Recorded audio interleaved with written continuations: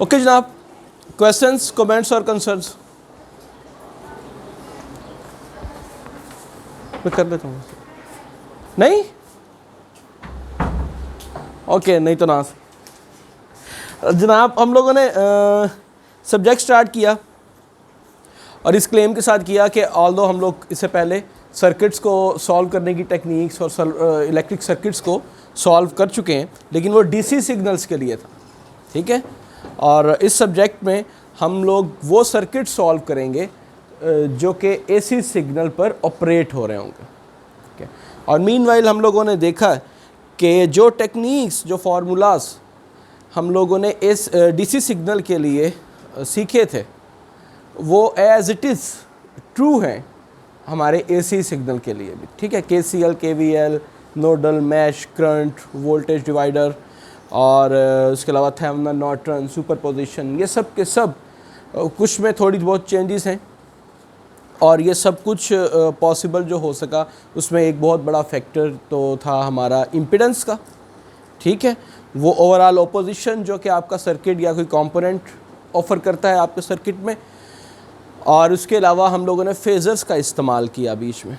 ठीक है, AC signal जो कि साइनोसाइड फॉर्म में थे हमने उनको फेजर्स में ट्रांसफॉर्म किया, तो हमने उससे देखा कि हमारी जो डिफरेंशियल इंटीग्रल इक्वेशंस थी जो कि हम डीसी सिग्नल के लिए करते थे जब हमारा आरएलसी सर्किट्स लग जाते थे, डीसी सिग्नल्स के लिए करते थे जब आरएलसी सर्किट्स होते थे। ठीक है, तो वो जो कॉम्प्लेक्स किस्म की एक इक्वेशन और उसका फिर सोल्यूशन सेट जो कि लॉगरिथमिक स्केल से होता हुआ हमारे तक पहुंचता था सोल्यूशन, वो अब एक लीनियर फॉर्म में आ गया। ठीक है, थैंक्स टू फेज़र कि उसकी वजह से इंटीग्रेशन और डिफ्रेंशिएशन जो है वो हमारे पास सिंप्लीफाई हो गई। ओके, यहाँ तक डिस्कशंस करने के बाद हम लोगों ने प्रोफेशनल एथिक्स की कुछ डिस्कशंस की और अब हम दोबारा से काइंड ऑफ टेक्निकल, आल्दो वो प्रोफेशनल एथिक्स की डिस्कशन भी रेलेवेंट और टेक्निकल हैं, लेकिन हम सर्किट की, अगर सर्किट एनालिसिस की डिस्कशन पर बात करें तो अब हम वापस उन टॉपिक्स के ऊपर आ चुके हैं।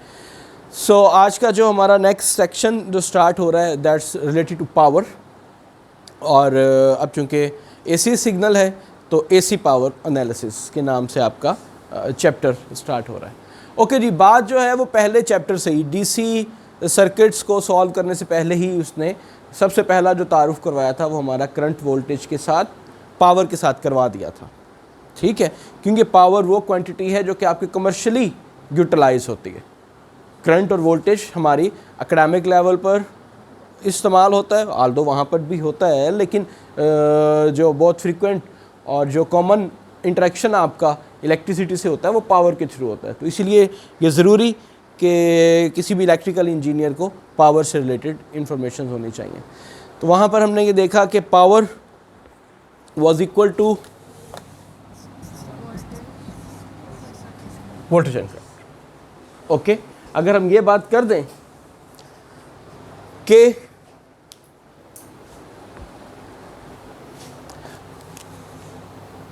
जो टाइम डोमेन के एनालिसिस है, ठीक है, जो हमारा एसी सिग्नल है टाइम के लिहाज से जो वेरी कर रहा है, अगर हम उसकी बात करें तो ये वाला हमारा जो एक्सप्रेशन था voltage function of time and current function of time में कन्वर्ट हो जाता है। ओके, इसके साथ ही हमने वहाँ पर ये वाली बात भी देख ली थी जो कि यहाँ पर भी ट्रू है ऑब्वियसली, कि अगर पावर किसी भी कंपोनेंट की पॉजिटिव आती है तो हम कहते हैं कि ये कंपोनेंट पावर अब्जॉर्ब कर रहा है, और अगर किसी कंपोनेंट की पावर नेगेटिव थी, -3 वाट अगर आ गई किसी कंपोनेंट की पावर, तो हमने कहा कि ये पावर डिलीवर कर रहा है, ये कंपोनेंट पावर डिलीवर कर रहा है, यानी कि एक्टिव कंपोनेंट्स के बारे में ऐसी बातें की गई। ये मैं पहला चैप्टर, इस बुक का पहला चैप्टर या डीसी सर्किट्स जब आपने सॉल्व किए होंगे उस वक्त जब पावर का इंट्रोडक्शन हुआ, पावर की डिस्कशन हुई, उस वक्त की डिस्कशन कर रहा हूँ। सो वो बात यहाँ पर भी जो है अभी ट्रू है। अच्छा, हम जो हमारे आज की डिस्कशन है पावर के मुतालिक डिफरेंट फैक्ट्स को, डिफरेंट टर्मिनोलॉजीज़ को एक्सप्लोर करते हैं हम। ठीक, तो अभी हम 1 बाय 1 चलते हैं। लेट्स सी कि हम कहाँ तक जो है वो पावर की डिस्कशन टर्मिनोलॉजीज़ के लिहाज से देख सकते हैं, आसान से आसान या फेमिलियर से फेमिलियर या जो मोस्ट कॉमन यूटिलाइज्ड हैं उस तरह की टर्मिनोलॉजीज़ की तरफ मैं जाने की बात कर रहा हूँ। ओके, सो अगर मैं अभी इस एक्सप्रेशन की बात करूँ तो ये एक टाइम डिपेंडेंट पावर का एक्सप्रेशन जो कि वोल्टेज और करंट पे डिपेंड कर रहा है। ठीक, टाइम के किसी भी लम्हे पर हम पावर का मैग्नीट्यूड निकाल सकते हैं। ठीक है, कैसे? अगर हमें वोल्टेज की और करंट की इंफॉर्मेशन गिवन हो।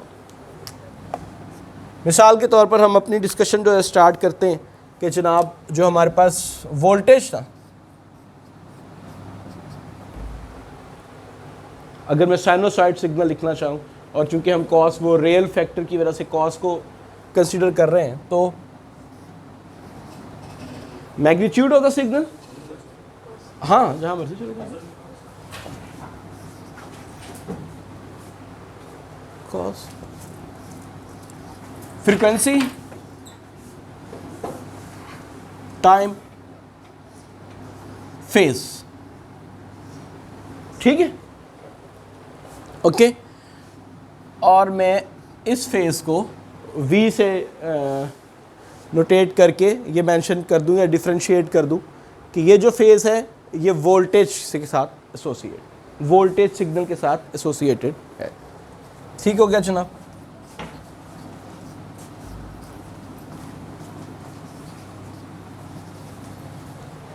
अगर हम करंट का एक्सप्रेशन देखें, ठीक,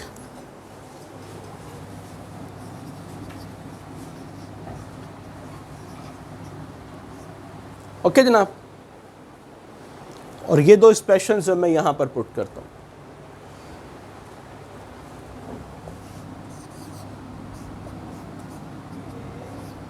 मैग्नीट्यूड,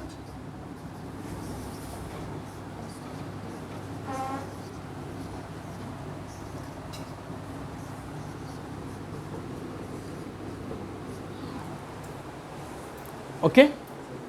क्यों भाई, कोई बात समझ आ रही है उमैर? क्या? Okay, very good. हम अब उन सर्किट्स की बात कर रहे थे जो एसी पर हैं, वोल्टेज और करंट निकालने के मेथड्स हम देखते आए, हमने कहा वही वाले सारे के सारे मेथड्स ट्रू हैं। और अब हम पावर की डिस्कशन करने लगे हैं, पावर का कन्वेंशनल फार्मूला, उसके बाद टाइम डिपेंडेंट सिग्नल आ गया, सवाल है, ठीक है।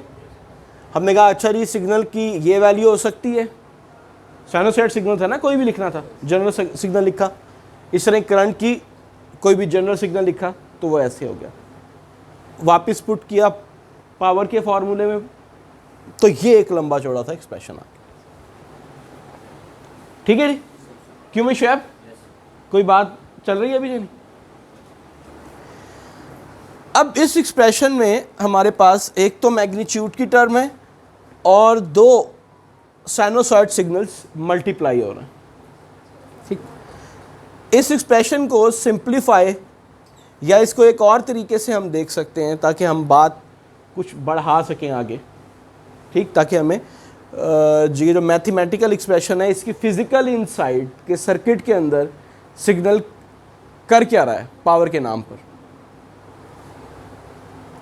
दो कॉस अगर मल्टीप्लाई हो रहे हो तो एक दफ़ा उनके फेस को, आर्गुमेंट को सॉरी सब्ट्रैक्ट करते हैं और दूसरी दफ़ा ऐड कर देते हैं। ठीक है, याद है आइडेंटिटी थी, क्या थी जनाब? cos A cos B is equal to, oh good, 1/2 was there, G plus and this is, ठीक है, ओके। वैसे तो मैं कहता हूँ कि बोले ना यार, पीछे खड़ा कर देते हो, कि बात है करने वाली, इतने काम के फार्मूले बता रही है, क्यों करते हो यार? ओके जी, वेरी गुड। सो अगर हम ये वाली वैल्यूज यहां पुट करें, राइट,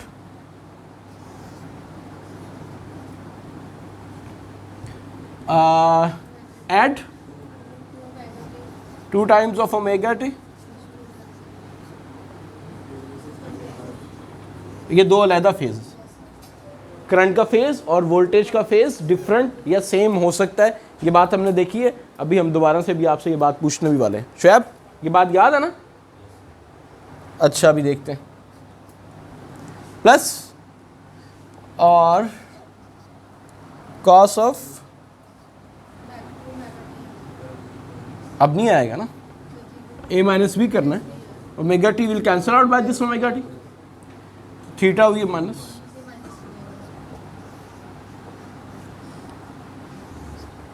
यार बोर्ड बड़ा होना चाहिए था, ये तो बहुत बड़ा। ओके, कॉस की प्रॉपर्टी कि उसका जो आर्गुमेंट होता है अगर वो नेगेटिव हो तो वो पॉजिटिव हो जाता है।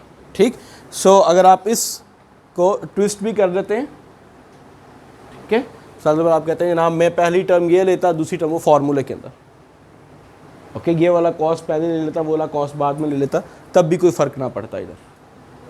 ओके, अच्छा जनाब, खैर अब अगर हम इसके एनालिसिस करें, एक बात आप नोट करते जाएंगे कि ये टाइम डिपेंडेंट सिग्नल चल रहा है।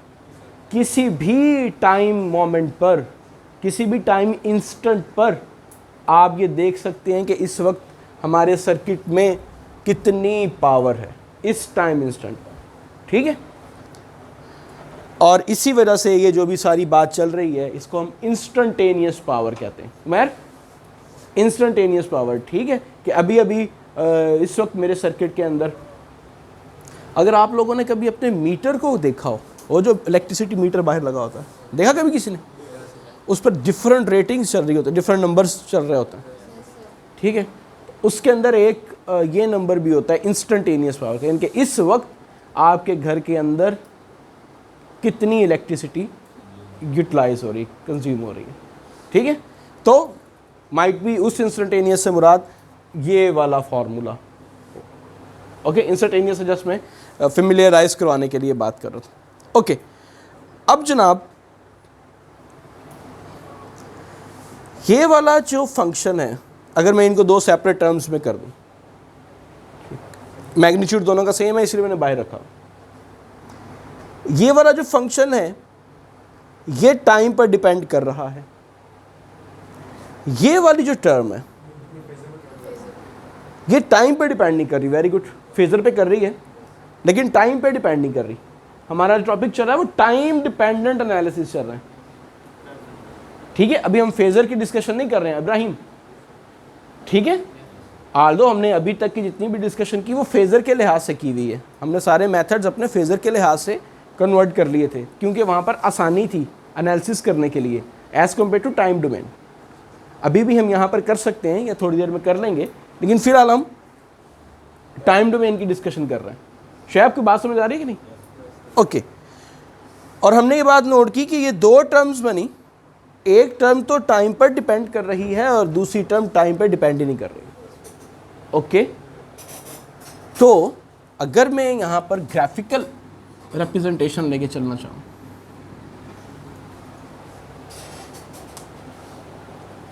ठीक है, ये ऐड करना ना, ओके।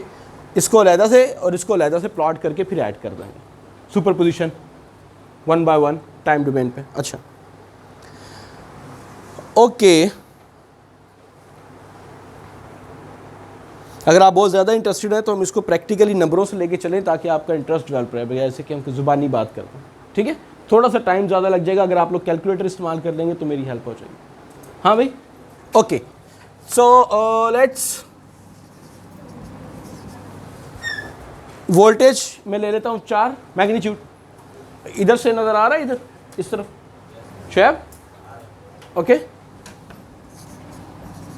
करंट में ले लेता हूँ, ज्यूम कर लेता हूँ 3। आपको ये फिगर्स पसंद आ रहे हो तो आप चेंज कर सकते हैं, मुझे क्यों मसला। आ जाओ भाई, और कब आना है?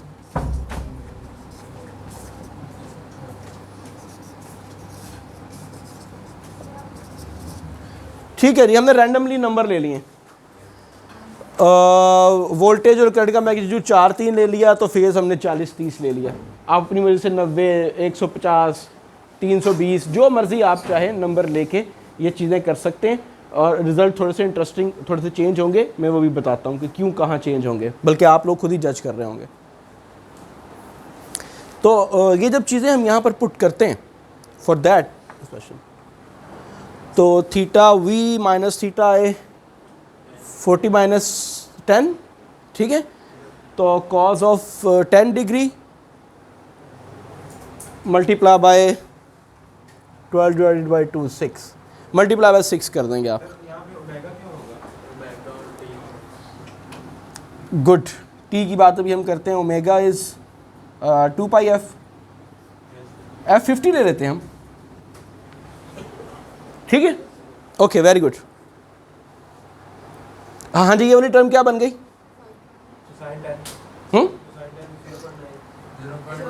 उसको मल्टीप्लाई कर देना इससे भी, 6 बनता है हमारी वाली एग्जांपल में numerical number.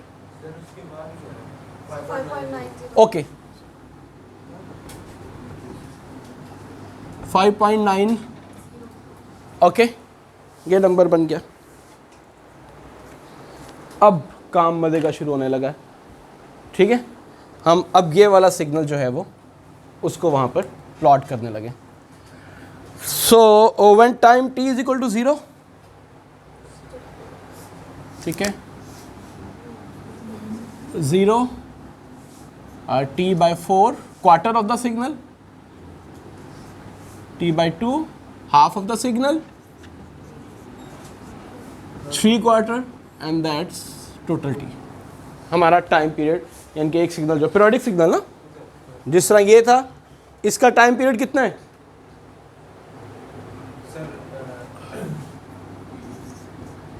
To pi by omega, ठीक है। 2 पाई बाय वो जो cos 1x cos 2x होता था, याद है यार? अगर आपके पास कोई सिग्नल है, ठीक है, इस तरह से, और इसका आपको टाइम पीरियड निकालना है, तो आप क्या करते थे? 2 पाई डिवाइडेड बाई ये जो टर्म होती थी साथ, ठीक है। या अगर ये आपके पास है 0.2 है, ये आपके पास 1/6 है, ठीक है।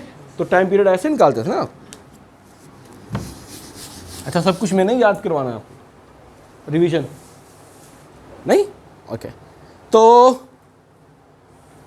मजे की बात नोट की आपने यहां पर,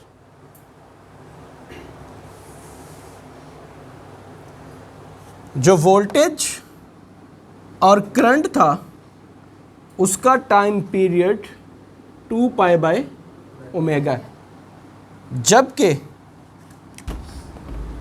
जो आपके पास पावर है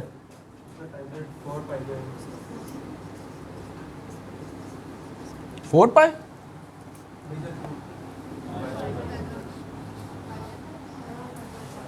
टू पाई बाय जो भी आपके साथ था, तो वो 2 ओमेगा था, 2 से कैंसिल हो गया, पाई बाय ओमेगा।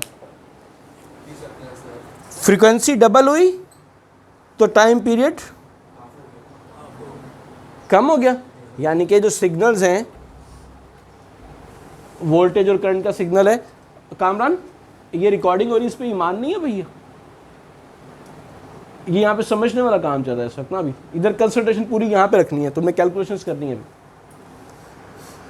वोल्टेज की फ्रीक्वेंसी, करंट की फ्रीक्वेंसी और पावर की फ्रीक्वेंसी। फेजर की जो हमने डिस्कशन की थी, हम कहते हैं सिग्नल्स की फ्रीक्वेंसी सेम होगी, इनके जो वोल्टेज और करंट फ्लो कर रहा है रिसोर्सेज के थ्रू, उनकी फ्रीक्वेंसी तो सेम थी, तभी तो फेजर पर हम जा रहे थे, ओमेगा ओमेगा। लेकिन जो रिजल्टेंट पावर जनरेट हुई है उसकी फ्रीक्वेंसी डबल है, 2 टाइम्स ऑफ ओमेगा हो गया। फ्रीक्वेंसी डबल होने का मतलब ये है कि टाइम पीरियड शॉर्ट हो गया, ठीक है। एक आपको कहते हैं कि जनाब आपका एक सेमेस्टर में एक इम्तिहान होगा, ठीक है, इम्तिहान की फ्रीक्वेंसी 1, कितने अरसे के बाद? 4.5-5 माह के बाद। दूसरा उसका जनाब एक सेमेस्टर में 2 एग्ज़ाम्स होंगे, फ्रीक्वेंसी ज़्यादा हो गई, तो ड्यूरेशन 2-2 महीने के बाद हो गए। और फिर आपसे ये कह दिया जाए कि हर क्लास में क्विज़ होगा, फ्रीक्वेंसी ज़्यादा, हाँ जी, जैसे सोए हैं उठे हैं तो जनाब अगले दिन क्विज़ हो रहा है, टाइम ही नहीं लग रहा कोई है। हाँ जैसे टाइम कम, ठीक है। तो फ्रिक्वेंसी और टाइम का रिलेशन सेम चीज़ें यहाँ चल रही हैं। शोएब आपकी बात समझ आ रही है भाई? ओके। तो वो टाइम से मुझे याद आया कि ये वाली चीज़ हम एक दफ़ा थोड़ी सी दोबारा से रिवाइज कर लें। ओके, सो ये पोर्शन हमने देख लिया, हम इस पोर्शन को प्लॉट करना चाह रहे हैं। अब ये पोर्शन डिपेंड कर रहा है चूँकि टाइम पर, तो हमने टाइम इंस्टेंट, मुख्तलिफ टाइम इंस्टेंट्स पिक कर लिए, उसके मुताबिक हम अपनी मैग्नीट्यूड को निकालना चाह रहे हैं। So time t equal to 0 पर हमने देखा कि क्या क्या मैग्नीट्यूड बना जनाब टाइम t इक्वल टू 0 पर। ये टर्म ख़त्म हुई, ये थी 40 + 37 70 cos ऑफ 70 है मल्टीप्लाई बाय ओके, ये रफली हम 0.5 और वो उस वाले ये इस टर्म के अभी नीचे आ गए, ठीक है। ओके जनाब, t इक्वल टू t/4 रखते हैं हम, ठीक। ओमेगा इक्वल टू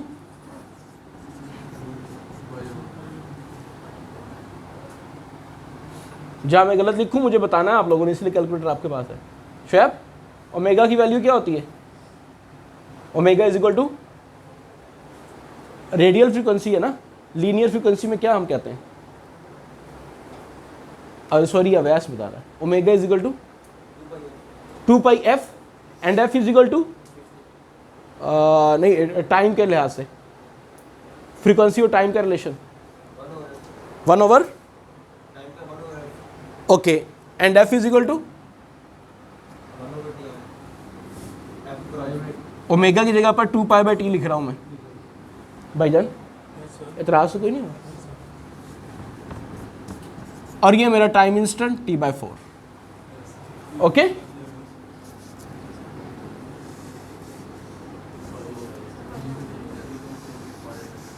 पाई, ये टर्म पाई दे रहे। हाँ भाई, कबूतर तो नहीं निकला ना शोएब साहब, समझ आ गई ये वाली बात। अगला आप नहीं करना, अगला टाइम इंस्टेंट, अब सबकी बारी चलने लगी। So we got pi from here, 70 from here. अब या तो 70 को पाई में कन्वर्ट कर लो या इसकी जगह पर 180 कर लो, और कोसाइन 180%, हाँ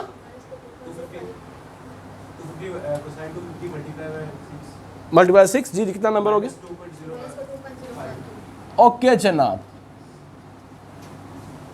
-2.05, ओके, ठीक है। हाँ जी वैसे सब एट टी टाइम इंस्टेंट जो वो सिग्नल वो चार्ज फ्लो करता हुआ t/2 half of the cycle आ जाएगा, तो क्या करें? ये वाला एक्सप्रेशन है, इसीलिए फ्रीक्वेंसी हमने पहले मेंशन नहीं की थी, कोई मसला नहीं, ये भी मिटा दें आप। जी जनाब, ये 2 लिख दो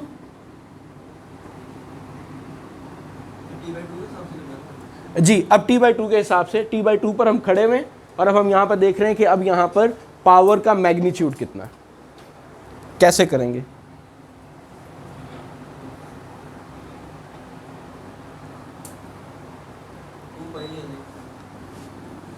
टू पाई नहीं, हम ज़रा थोड़ा डिटेल में स्टेप करके फिर आंसर पे आना चाह रहे हैं। आपने बताना है कि कैसे लेके,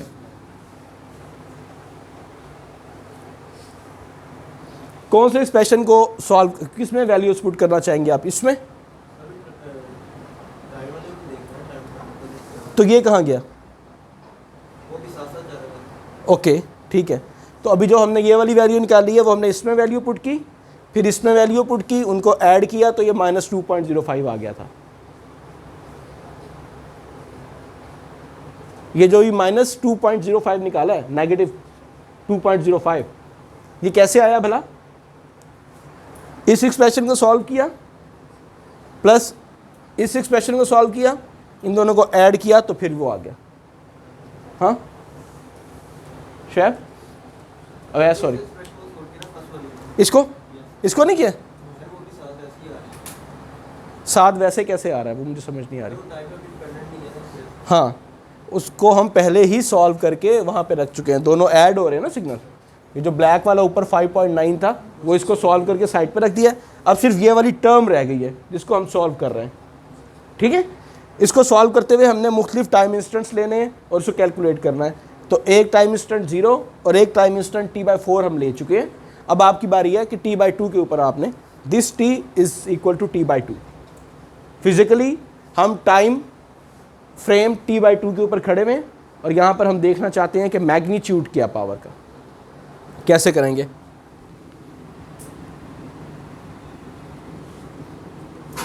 ये 2 ऐसे का ऐसे आ गया नहीं, हाँ फिर 2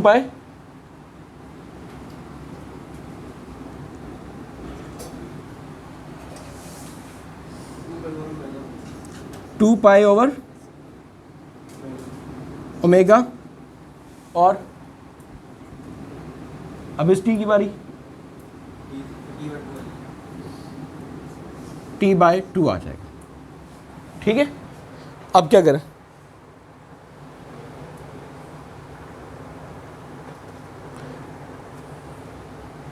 ओमेगा की वैल्यू क्या थी अभी आप, ओमेगा की वैल्यू 2 पाई f थी। f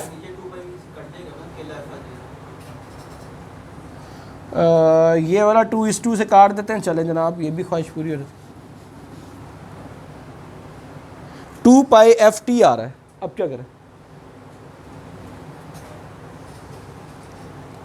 कोई ऐसा रिलेशन हो सकता है जिसमें फ्रीक्वेंसी और टाइम आपस में कनेक्टेड हो। फ्रीक्वेंसी और टाइम का कोई रिलेशन, कोई ताल्लुक वास्ता, रिश्तेदारी कोई। फ्रीक्वेंसी अमीर होगी तो टाइम गरीब होगा, ऐसा कोई ताल्लुक याद हो। टाइम गरीब होगा तो फ्रीक्वेंसी अमीर होगी। टाइम बहुत अच्छा होगा तो फ्रीक्वेंसी बहुत बुरी होगी, नहीं।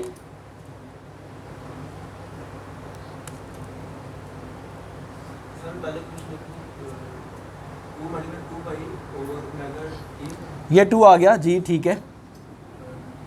ये 2 आ गया इधर, ओमेगा की जगह पर आपने 2 पाई f लिख दिया और t की जगह पर आपने जिस जगह पर आप खड़े हुए हैं वो लिख दिया, ठीक है। फिर आपने कहा कि ये 2 इस 2 से कैंसिल ना हो।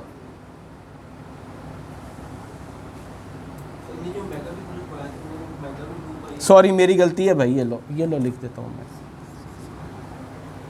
अब क्या करें, ये ओमेगा कहां से आ गया, ये ओमेगा डिनोमिनेटर में कैसे चला गया।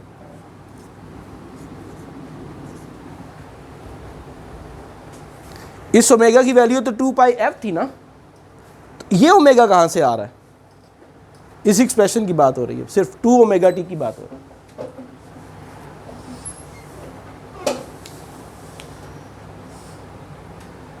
हाँ विशेष बाई टी क्यों आएगा,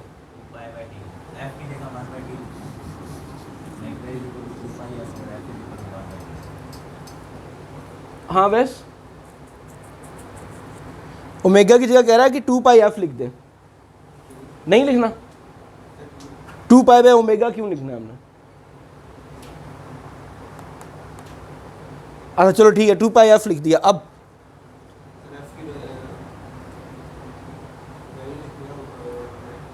क्यों क्यों लिखेंगे। अच्छा चलो ठीक है, फॉर्मूला है कि f is equal to 1/t है, तो ये लिखने से फ़ायदा क्या हुआ हमें। t से कैंसिल आउट हो जाएगा और 2 से कैंसिल आउट हो गया, तो जो हमारी मैथमेटिकल कैलकुलेशन करने का प्रोसेस था वो आसान हो गया।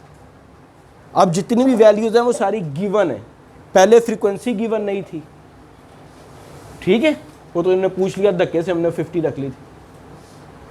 तो अगर नहीं गिवन तो फिर आपने जनरल केस में कैसे ये काम करना। ओके, सो 2 पाई आ गया यहाँ पर, 2 पाई। हाँ जी जनाब, इसका क्या जवाब आएगा।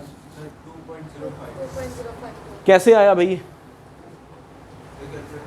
कैलकुलेटर तुम्हारे पास भी है, इसकी जगह पर 2 पाई आ गया।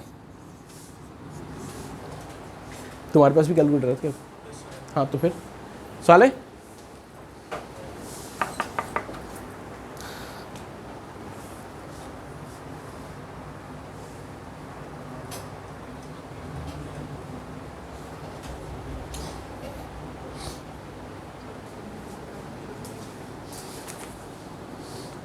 खैर इतना टाइम तो नहीं है हमारे पास।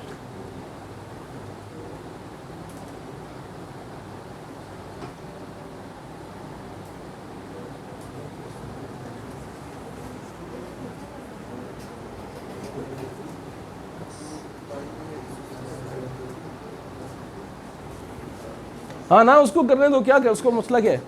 अवैस है क्या साइन की गलती? नहीं यार, पहले इसको देखने दो ना कैसे आए। हाँ जी जनाब, कैसे हुआ?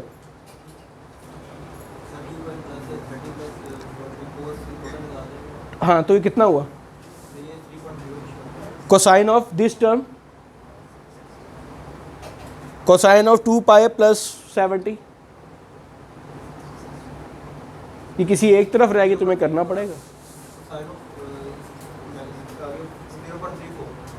Cosine of this term is, argument के साथ इसकी क्या है पॉइंट, और इसको मल्टीप्लाई किया 6 से। करना है कि नहीं करना? क्यों बोला? क्योंकि ये टर्म भी 6 से मल्टीप्लाई हो रही है और ये वाली भी। हाँ जी, तो कितना जवाब आ गया? ठीक है, किस जगह पर? नहीं, टाइम किस जगह पर है जो भी आप काम कर रहे हैं? ठीक है जनाब, ओके। हाँ जी, अब शहरियार अब क्या करें? निकालें, कैसे निकालेंगे? कैसे? 3t/4 नहीं, क्या नाम है अपना? 2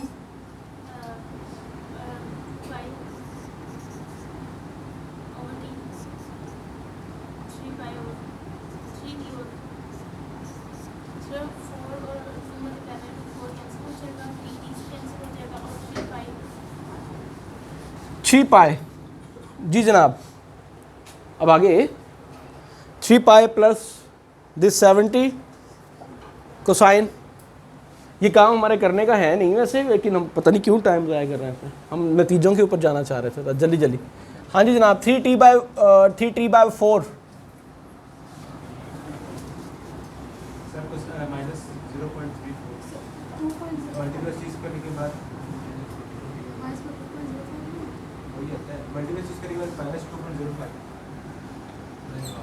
ओके जनाब।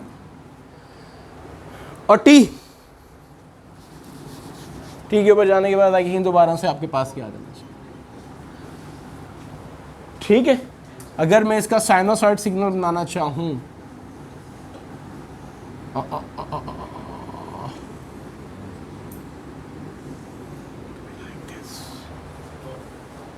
ठीक, हमारा टास्क अभी यहाँ ख़त्म नहीं होता है। हमने तो इन दोनों को ऐड करके पावर निकालनी थी ना, ये वाली पावर जो है। ठीक है, सो अगर आप इन दोनों को लीनियरली ऐड करें, जी जनाब, 5 प्लस ये जो माइनस का है तो ये जाएगा प्लस के अंदर ही।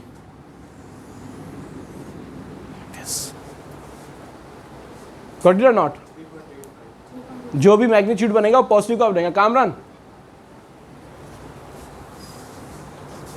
इन दोनों को ऐड करने के बाद जो सिग्नल बना है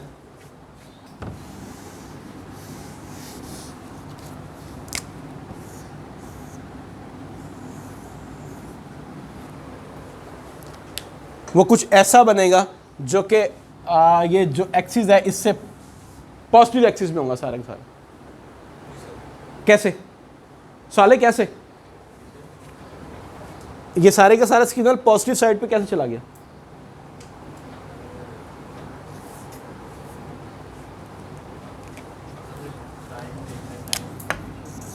हाँ तो टाइम देखो ना क्या हो रहा है। टाइम हो रहा है 9:10। जी, टाइम हमेशा पॉजिटिव में होता है। तो कहते हैं इसका टाइम बहुत ख़राब चल रहा है, वो क्या होता है? ओके, तो ये टाइम अगर पॉजिटिव में चल रहा था तो ये सिग्नल नेगेटिव क्यों चल रहा था भाई? ये -2.05 इनकी भी कैलकुलेशन में मसला है। हाँ जी अब्दुल्ला, कामरान, क्या हो रहा भाई? वो जो हमने ECA में पढ़ा था कि कुछ कंपोनेंट्स के पावर नेगेटिव में आ रही थी, P = -4 वाट, वो क्या था?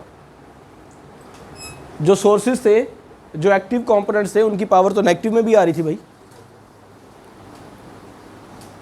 नेगेटिव में पावर का मतलब है कि ये कंपोनेंट सर्किट में पावर डिलीवर कर रहा है, जल्दी आने के नुकसानात यही हैं।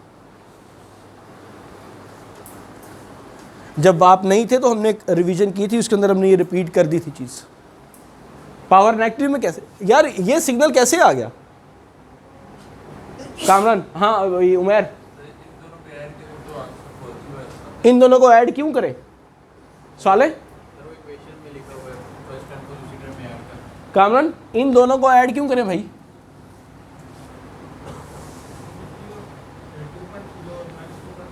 क्यों ऐड करें? ये 5.9 कहाँ से आया? ये वाला जो ग्राफ हमने किया हुआ, ये वाला प्लॉट जो लगाया हुआ, ये कहाँ से आया? वो नहीं, इसको तुमने बताना है किस लाइन की बात हो रही। 1 2 3 4 5 6 किस लाइन की बात कर रहे हो? 6 लाइन में आ गए, ठीक है। हाँ जी, कैसे आया? किन दोनों को? VM और IM को। VM की वैल्यू ली है 4, IM की वैल्यू ली है 3। 4 × 3 12, 12 / 2 6 आना चाहिए, 5.9 नहीं आना चाहिए। इन दोनों को मल्टीप्लाई करके वो ब्लैक वाला प्लॉट आ रहा है। हाँ भी उमैर, क्या कह रहे थे?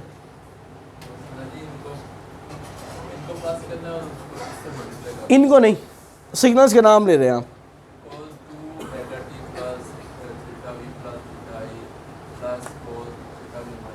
इनको, इस फंक्शन को, सॉरी, इस टर्म को और इस टर्म को ऐड करेंगे और इस 6 से मल्टीप्लाई कर देंगे तो ये 5.9 आ जाएगा। हाँ, पहले ये 5.9 कैसे आया? सिर्फ ये बात हो रही, ये 6 आ गया।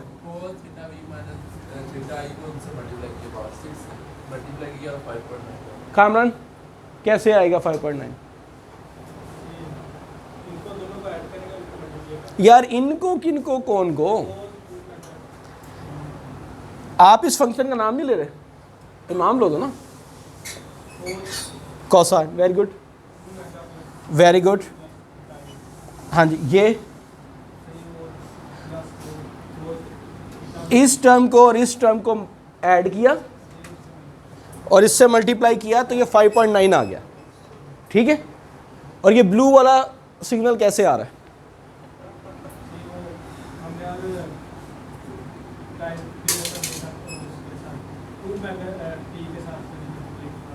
सिर्फ 2 ओमेगा टी को वहाँ पर लिख देंगे।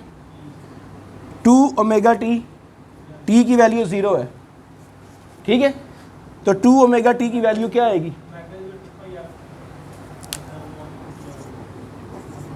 2 π/t आ गया और t की वैल्यू 0 थी, ठीक है। तो 0 × 2 π/t 1 करोड़।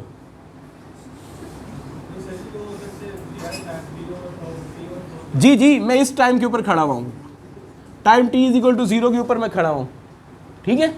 अभी मेरा एक्सपेरिमेंट बिल्कुल स्टार्ट हो रहा है। ये रहा वो 0 × 2 π/t × 2 = 2.05। 0, अच्छा ये 2.05 कैसे आ रहा है?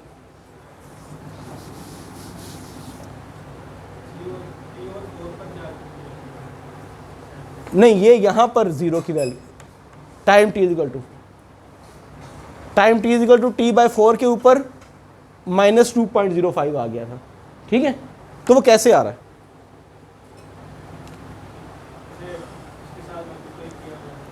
उसके साथ यार 2 2 पाई बाय टी, इस टी की जगह पर क्या लिखूं, t/4 लिख दिया, ठीक है। टी से कैंसिल आउट हो गया, 4 से कैंसिल आउट हो गया, तो पाई रह गया। 2.05 कहां से आ रहा है, कहां से आ रहा भाई?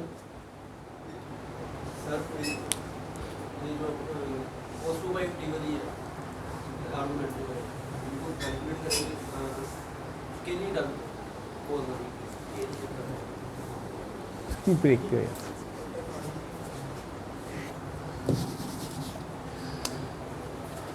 ये हमारे पास पावर का एक्सप्रेशन आया हुआ है, ठीक है। यही टर्म इससे मल्टीप्लाई हो रही है, मैग्नीट्यूड की यही टर्म इससे मल्टीप्लाई हो रही है। और हम चूंकि यहाँ पर एडिशन है तो हम कह रहे हैं, सुपरपोजिशन ही कहती थी कि आप सिग्नल्स को सेपरेट सॉल्व करें, उसके बाद उनको ऐड कर दें। ओके, तो हमने सबसे पहले इसको भी कर सकते थे, ये आसान नजर आया। इसको हमने सॉल्व किया, थीटा वी की वैल्यू हमने कहा कोई दे दे हमें, हमने अज्यूम कर ली। थीटा आई वो भी हमने अज्यूम कर लिया, वो हमने 40 और 30 कर लिया। हमने कहा कि आप 120 340 कर लें, कोई मसला नहीं है, ठीक है। रिजल्ट्स उसके मुताबिक आएंगे, हम उनके एनालिसिस करते हैं अभी। तो ये 40 - 30 या 30 - 40 की वैल्यू आ गई। कोसाइन लिया उसका 10 या -10, तो आपने कहा कि 5.9 आ गया। अब चूंकि ये टाइम पे डिपेंड नहीं कर रहा, behaving like a DC signal, ठीक है, तो हर टाइम इंस्टेंट के लिए 5.9 ही निकलेगा, चाहे टाइम t = 0 हो, चाहे टाइम t = इन्फिनिटी हो, ठीक है। तो इसीलिए जो इसका प्लॉट बनेगा वो बिल्कुल स्ट्रेट लाइन बन गई, हर टाइम इंस्टेंट पर मैग्नीट्यूड 5.9 आ गया, ठीक है। अब बारी आई इस फंक्शन की। इस फंक्शन का आर्गुमेंट हमें मालूम होगा, कैलकुलेटर से कोसाइन लेंगे, इससे 6 से मल्टीप्लाई करेंगे, हर जगह पर जाते रहेंगे। आर्गुमेंट मालूम करने के लिए थीटा वी और थीटा आई की वैल्यू मालूम थी, ठीक है। मसला है जनाब 2 ओमेगा टी का। हर टाइम इंस्टेंट के ऊपर अब हम खड़े हो गए, t = 0 पे खड़े हुए तो ये टर्म तो वैसे 0 हो गई।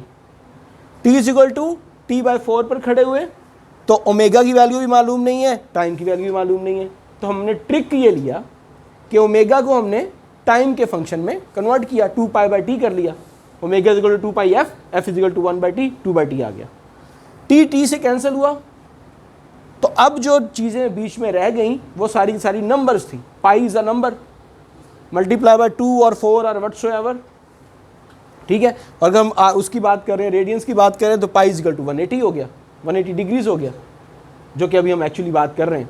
सॉरी, पाई = 3.14 वाली बात नहीं थी। ये नंबर आ गया, ये नंबर आ गया, ये नंबर आ गया, कोसाइन लिया, मल्टीप्लाई किया, उस टाइम इंस्टेंट के ऊपर वैल्यू लिख दी, रिपीट किया अगले के लिए, रिपीट किया अगले के लिए, रिपीट किया अगले के लिए। तो ये टर्म हो गई, ये ब्लू वाली, वो ब्लैक वाली, ये वाली टर्म हो गई। But these are not the power. Power तो है इन दोनों फंक्शंस का एडिशन। एडिशन कैसे करेंगे? सुपरपोजिशन कहता है पॉइंट बाय पॉइंट आप ऐड करते रहो। ओके, अब हम वो पॉइंट बाय पॉइंट ऐड कर रहे हैं, और मैंने जल्दी से प्लॉट बना दिया क्योंकि टाइम बहुत ज़ाया हो रहा था और हमने उसकी ज़्यादा ज़ाया कर दिया। और मेरा ख्याल ये है कि ये सारे का सारा फंक्शन पॉजिटिव साइड पर रहेगा। क्यों रहेगा? अब यहाँ पर बात रुकी थी जी शोएब साहब, क्यों रहेगा सारे का सारा फंक्शन पॉजिटिव साइड पर?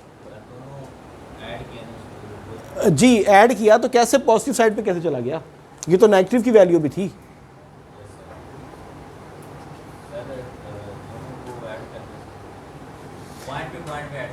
जी ऐड कर दिया तो पॉजिटिव कैसे हो गए हम? ये नेगेटिव की वैल्यू नेगेटिव। जी ठीक है,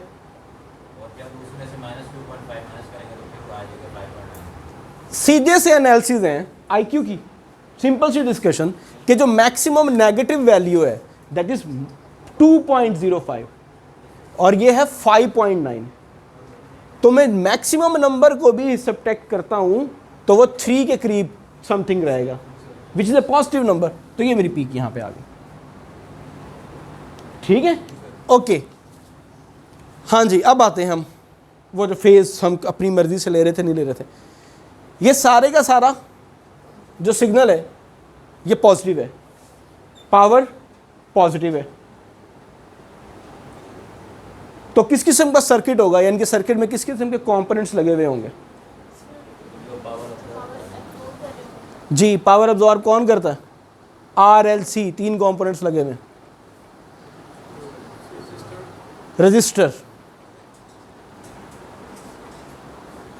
तो सिर्फ और सिर्फ अगर हम आपसे इतनी इंफॉर्मेशन दे के, वो आप लोगों को उसका भी शौक है ना, मल्टीपल क्वेश्चंस का, अगर ये प्लॉट आ जाए और पूछ लिया जाए कि जनाब सर्किट किस किस्म का है, तो आप कहेंगे रेजिस्टिव सर्किट है। क्यों? पावर पॉजिटिव है, और हमने ये बात देखी हुई है पहले कि रेजिस्टर की पावर हमेशा पॉजिटिव रहती है पैसिव कंपोनेंट्स में से, ठीक है, पावर अब्जॉर्ब करता है वो। ओके, तो जिस भी सर्किट का ये होगा, दूसरा तरीका इसी बात को वेरीफाई करने का।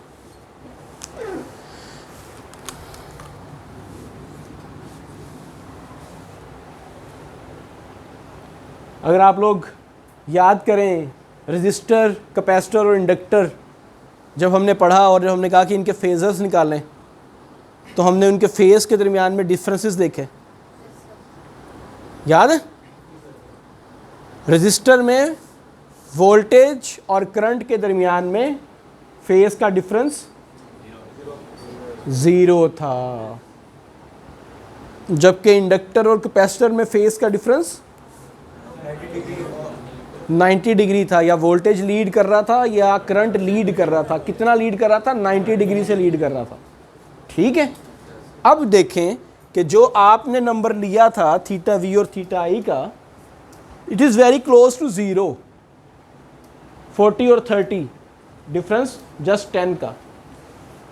ओके, मीन्स कि ये क्लोज टू रेजिस्टिव है, ठीक है, kind of. On the other hand, अब ये आपका अगला टास्क है, अभी आपने घर चल के करना है, ठीक है। घर से मुराद अगर हॉस्टल भी जाना है, ये नहीं कि मैं घर जाऊंगा तो फिर कर लाऊंगा, भाई साहब, ठीक है। अगर आप ये डिफरेंस 90 का कर दें, 90 0 कर दें, 180 90 कर दें, ठीक है, 90 180 कर दें, थीटा वी और थीटा आई का डिफरेंस अगर आप 90 कर देंगे, तो ये जो प्लॉट आपके पास पावर का भी आ रहा है, ये मुमकिन है इस तरह का आ जाए। कुछ हिस्सा पावर का अब्जॉर्ब हो, कुछ डिसिपेट हो, ठीक, ये वो स्विचिंग होगी, ठीक है। या हम इसको इस तरह से कह लें कि कुछ पावर सर्किट अब्जॉर्ब कर रहा हो और कुछ सोर्स के पास, ठीक है, नेगेटिव पावर की बात। ओके, मैं अभी तक सिर्फ और सिर्फ डीसी और एसी की पावर्स को मैच करवा रहा हूँ, हमने कोई चीज़ अभी नई नहीं की। ओके, वहाँ पर तो सिग्नल की फ्रीक्वेंसी एक थी ना, यहाँ पर डिफरेंट टाइम के लिहाज से चेंज हो रहा है, कब सोर्स डोमिनेट कर रहा है, कब जो है वो आपका सर्किट जो है वो, ठीक है। ये इंफॉर्मेशन आपको इस प्लॉट से या इस फंक्शन से मिल जाएगी। हम अभी तक सिर्फ ये एक बात करने में कामयाब हो। उमर, कामरान की बात समझ आइए, हम ये कहना चाह रहे थे, उसके लिए हमने सारी ये कहानी सुनाई। अब्दुल्ला, ठीक है, ओके।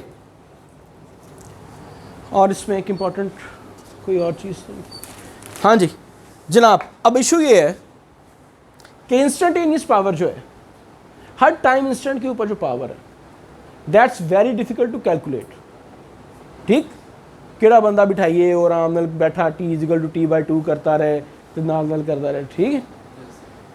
तो बजाय इससे कि आप इंस्टेंटेनियस पावर मेजर करें, जो हमारे प्रैक्टिकल कंपोनेंट्स हैं, प्रैक्टिकल इंस्ट्रूमेंट्स हैं पावर मेजरमेंट के, पावर जो वाट मीटर फॉर एग्जांपल है, ठीक है, ये एवरेज पावर की कैलकुलेशंस करते हैं। कि जब आपको पावर देते हैं तो एवरेज पावर देते हैं। ओके, एवरेज पावर क्या है? एवरेज का जिस तरह आपको पता है कि किसी चीज़ का मीन निकाल लेना। ओके, सो वो हम कैसे निकालते हैं जनाब?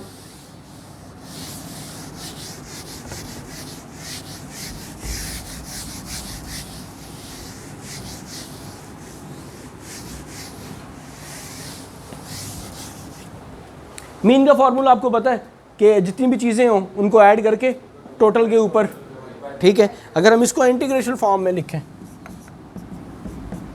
टाइम पीरियड एसी सिग्नल है, उसका टोटल टाइम पीरियड कितना, इंटीग्रेशन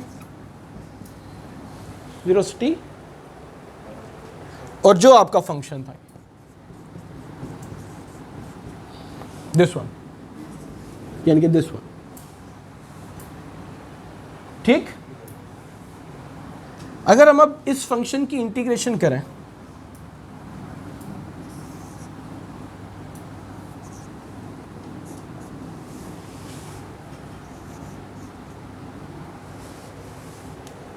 ठीक है, तो ये वाली टर्म तो पहले होगी कांस्टेंट, इसको तो बाहर करते हैं 1/2 VMIM,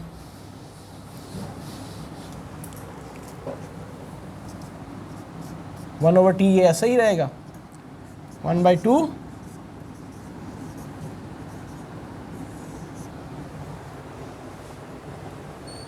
ठीक है। हाँ जी, कौन कर रहा है इसकी इंटीग्रेशन, अब्दुल्ला इस फंक्शन की टाइम के ऊपर इंटीग्रेशन करनी,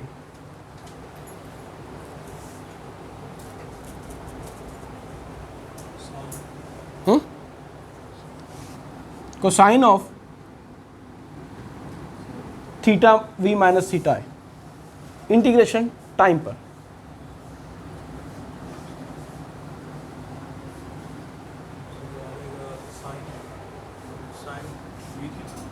साइन, हाँ भाई, और कौन कर रहा है, इब्राहिम,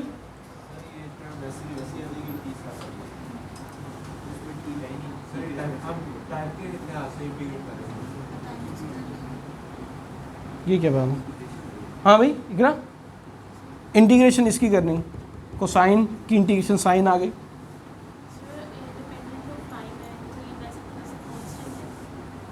सॉरी दोबारा बोलो,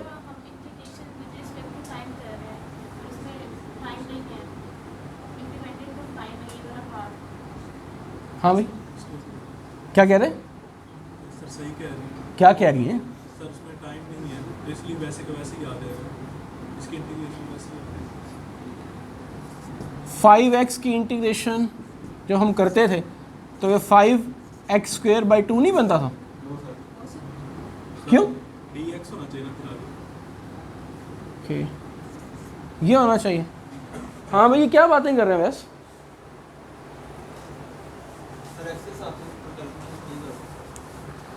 नहीं ये हमने d के हिसाब से अगर करनी है, ये तो इन्होंने कहा ना, तो फिर ये 5x की इंटीग्रेशन 5x²/2 नहीं होती, क्यों,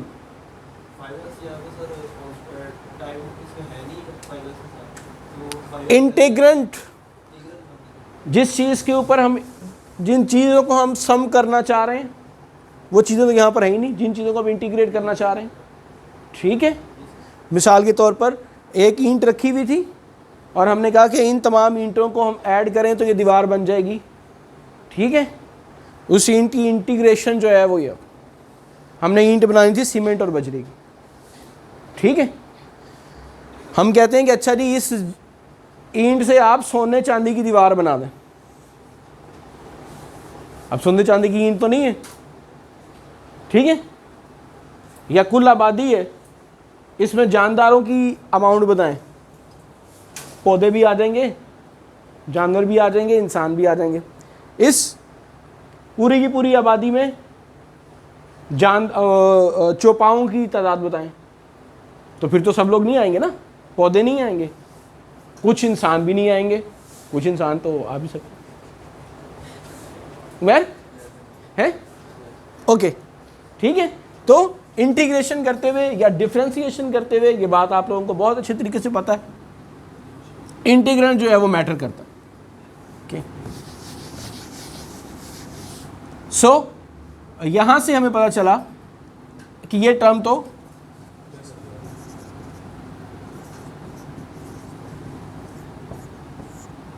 हाँ जी टी आ गया, ओके। प्लस इसकी इंटीग्रेशन। जी जनाब, कोसाइन का फंक्शन और वो एक पूरे के पूरे पीरियड के ऊपर अगर किया जाए तो उसका आंसर 0 आता है।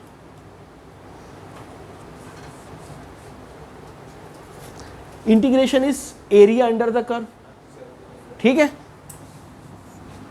ये पूरा का पूरा पीरियड है। Half of the area is positive, half of the area is negative, 2/2 0 नहीं। चलो कोसाइन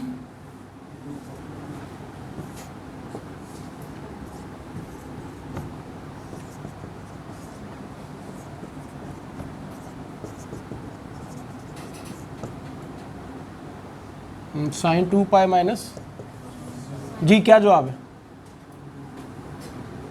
खुदा का खौफ खाओ यार, जल्दी बोला करो। Sine 2π is 0, sine 0 is 0 0, sine theta minus cosine theta 2π 0, cosine of 2π minus cosine of 0 1 minus 1 0।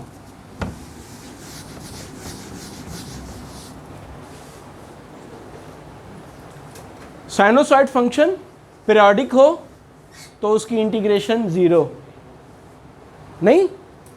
अब तुमने जाके इस पर ईमान खुद ही पक्का करना। इसकी इंटीग्रेशन लेनी है साइन 2ωt, जो भी आएगी उसको करोगे तो ये आंसर 0 आ जाएगा, ठीक है। सो जो कुल मिलाकर बात बनी plus 0 and this one t is cancelled out by t and this is your answer. Average power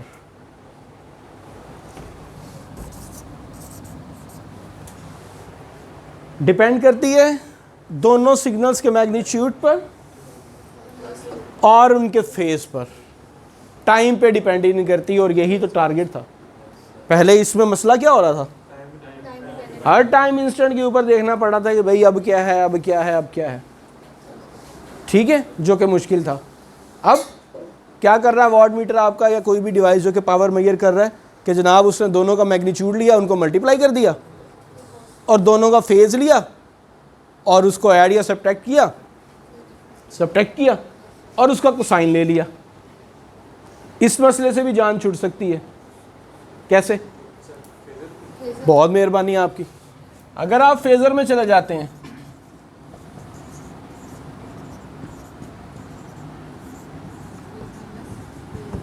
लो जनाब, कोसाइन भी नहीं लेना पड़ेगा, ठीक है। कि आपने क्या किया, मैग्नीट्यूड दोनों के ओके नहीं भाई। अगर इसका हम जनरली फार्मूला बनाना चाहें, वो यार मिट गया। वोल्टेज का जो एक्सप्रेशन था, हाँ सॉरी,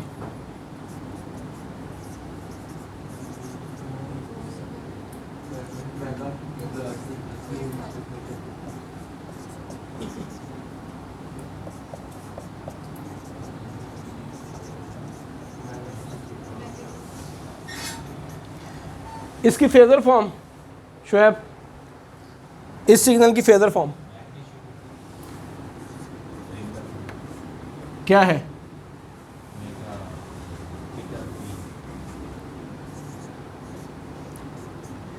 इसका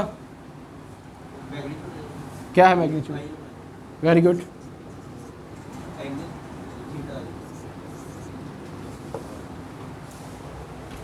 ठीक है। अगर मैं इन दोनों को मल्टीप्लाई करूं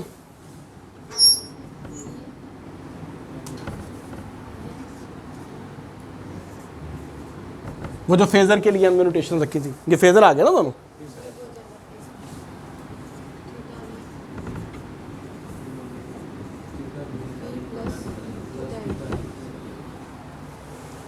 ठीक है, दोनों तरफ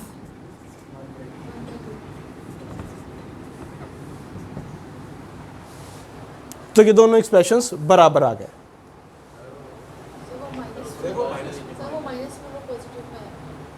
तो वो कैसे करूँगा मैं?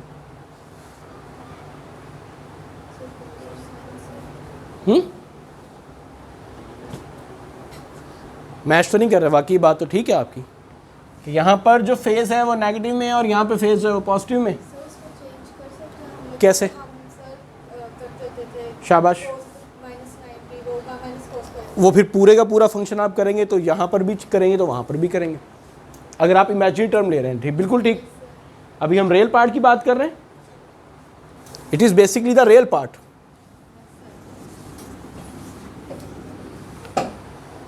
सही कह रही हैं ये बात। इनका सोल्यूशन ये है कि अगर हम इमेजिनरी पार्ट लेते हैं साइन वाला, लेकिन उसके अंदर इशू ये आ गया कि फिर साइन यहाँ के लिए भी यहाँ के लिए भी दोनों के लिए होगा ना, तो अगर यहाँ पे ट्विस्ट होगा वहाँ पे भी ट्विस्ट होगा। हमारे पास एक और चीज़ थी, कॉन्जुगेट, जो कि मैग्नीट्यूड के ऊपर फ़र्क नहीं डालता था, फेस के ऊपर, एंगल के ऊपर। अगर आपने किसी नंबर का कॉन्जुगेट लेना है, रियल कॉम्प्लेक्स नंबर का कॉन्जुगेट लेते हैं आप, ठीक है, और उसके बाद फिर आप अगर उसको फेज़र फॉर्म में देख लें वैस, ठीक है, तो वो क्या होता था, मैग्नीट्यूड आपका वैसे का वैसे ही रहता था। अगर मैं इन दोनों एक्सप्रेशंस को,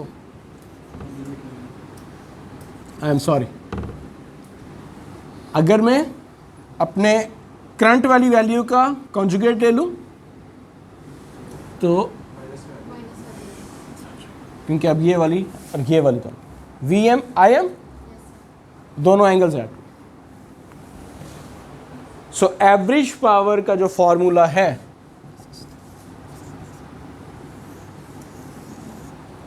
ये कॉन्जुगेट याद रखिएगा हमेशा, ठीक है, कि आपको अगर बता दिया गया कि ये एक सर्किट है, ये फलां रजिस्टर है, इसके क्रॉस इतना वोल्टेज है, इसके क्रॉस इसमें से इतना करंट फ्लो कर रहा है, एवरेज पावर निकालें इस रजिस्टर की, तो आपने अन्यवाह हाफ करके V और I को मल्टीप्लाई नहीं कर देना। जो करंट होगा, या जब आपने current KCL KVL Thevenin Norton लगाकर सुपरपोजिशन लगाकर करंट फाइंड आउट कर लिया, तो आपने उस करंट का कॉन्जुगेट लेना है, फिर मल्टीप्लाई करना, that will be your average power. VI नहीं होगा। अब ऐस डिफरेंस आ गया, जो आज से पहले पावर थी और जो आज पावर आई, एवरेज पावर आई, ठीक है, दैट इज 1/2 VI कॉन्जुगेट।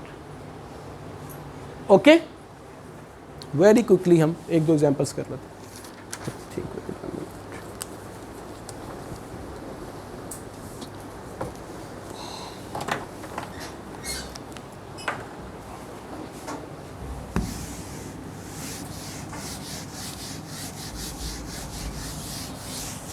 कुछ समझ आ रही?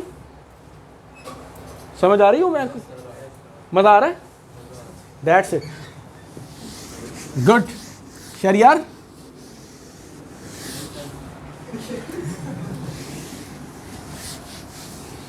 गुड, ठीक है भाई, जैसे आपकी मर्जी। वैसे हम यहाँ पर इल्म के मजे लेने के लिए तो आए हैं ना, भाई उतार के रख दे, आपकी मर्जी है यार, जैसे मर्जी। ओके,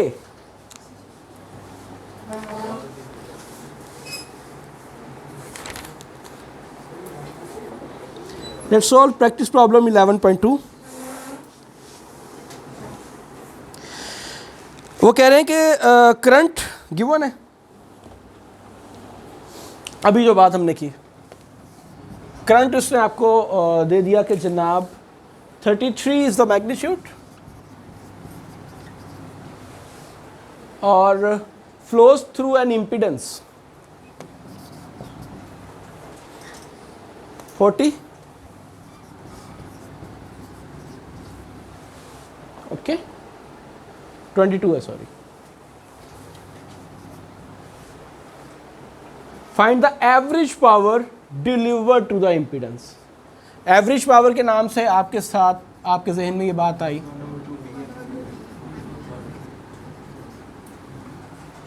ठीक है। ये एवरेज पावर का फेजर्स के लिहाज से फॉर्मूला आपके जहन में आया। फेजर्स के लिहाज से क्यों आया? क्योंकि जो वैल्यू उसने दी है वो बोल्ड है, सॉरी, जो वैल्यूज उसने दी हैं वो फेजर्स में, ठीक है। और आपको करंट तो उसने दे दिया है,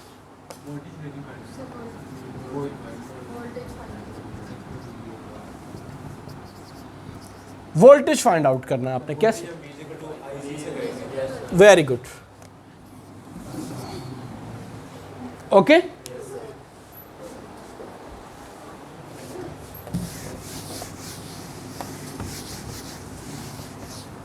सही है, वेरी गुड, ओके जनाब।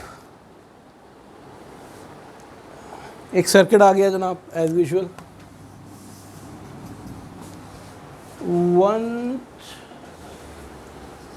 320 एंड 45। एक voltage source,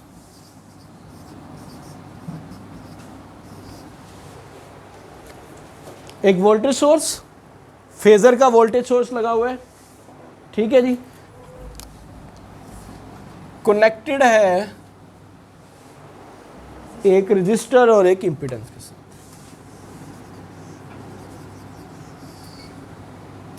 three ohm resistance बताते हैं और 1 आयोटा ओम रिएक्टेंस बता देते हैं, ठीक है जनाब। तो जो इम्पीडेंस आ गई वो 3 + 1 से आ गई, ठीक, ओके।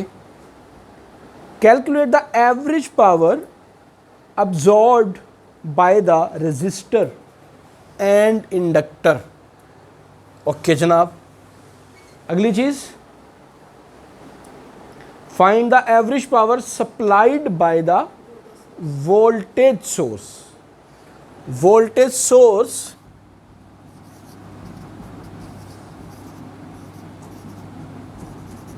की अप्लाइड और की एवरेज पावर, ठीक है। यानी कि इसका गिवन वोल्टेज तो मालूम है, ये वोल्टेज सोर्स इस सर्किट में कितना करंट दे रहा है,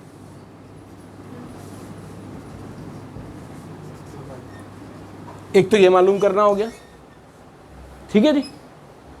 फिर अगली कहानी कि रेजिस्टर एंड इंडक्टर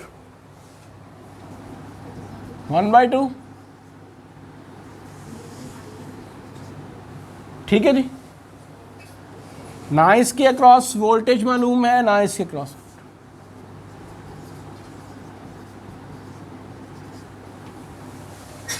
सिमिलरली ना इसमें से, ना इसके अक्रॉस वोल्टेज मालूम है ना इसमें से फ्लो करता हुआ करंट मालूम है, ना इसके अक्रॉस वोल्टेज मालूम है और ना ही इसमें से फ्लो करता हुआ करंट मालूम है। हाँ ये हैं दोनों सीरीज में, तो जो करंट यहां पर होगा फॉर दिस सर्किट, फॉर्चुनेटली ये सोर्स भी सीरीज में है, तो जो करंट, ठीक है नहीं, नहीं तो टाइम बहुत कम था इसलिए मैंने सॉल्व कर दिया सारा कुछ। ओके, ये करंट कैसे निकालेंगे जल्दी से, आप भी कुछ बता देना सर। इन दोनों रेजिस्टर और इंडक्टर की इम्पीडेंसेस को ऐड करेंगे, ठीक है जी। सीरीज के, उसके बाद सर जो वोल्टेज यहाँ है वही वोल्टेज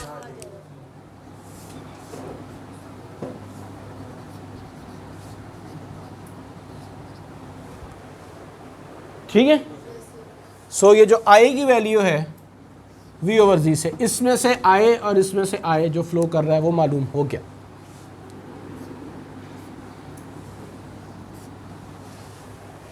इसका V पहले से मालूम था, तो ये वाला सारे का सारा काम जस्ट I की वैल्यू निकालना। लेकिन अभी यहां पर और यहां पर क्या वोल्टेज है ये भी रहता जी। कैसे?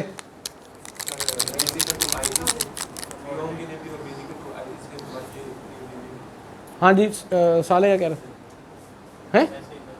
ओके ठीक है जी, अगर ऐसे निकलता है तो फिर आप ऐसे, हाँ भी शुएब नहीं कुछ और तरीका भी है, हाँ KVL भी लग सकता है, वोल्टेज डिवाइडर भी लग सकता है, सीरीज में है और ये दोनों भी सीरीज में, सो वोल्टेज डिवाइडर KVL एक ही करंट फ्लो कर रहा है, ठीक है, और इससे ज़्यादा ऊपर जाने की ज़रूरत नहीं है, तोप से चिड़िया मारने का कोई फ़ायदा नहीं, ठीक है। तो सिंपल, अगर आई निकल आता है तो V टू IZ से भी बात चल सकती है, ठीक है। ओके जी, सो आज से हमने जो है वो AC पावर की डिस्कशन स्टार्ट कर दी है और इंस्टेंटेनियस और एवरेज पावर को हमने स्टार्ट किया है। अभी एक एग्जांपल और इसकी ज़रा थोड़ी सी और थोड़ी इंसाइट देने के लिए, तो ये बस अभी हमने स्टार्ट किया तो हमने कहा कि अब टाइम ख़त्म हुआ, इसीलिए मैं अगली एग्जांपल पर जाना नहीं चाहता, ठीक है। और इसके अलावा कोई डिस्कशन जो बात समझ आ गई हो पूरे लेक्चर में, वैस क्या समझ आया पूरे लेक्चर में? क्या समझ आ गई भैया? क्योंकि एक चीज़ कंक्लूड कर दो ना टॉपिक सारा, आज का पूरा लेक्चर अगर कंक्लूड करना पड़े तुम्हें, तो आज के दिन हमने क्या सीखा? Very good, okay good,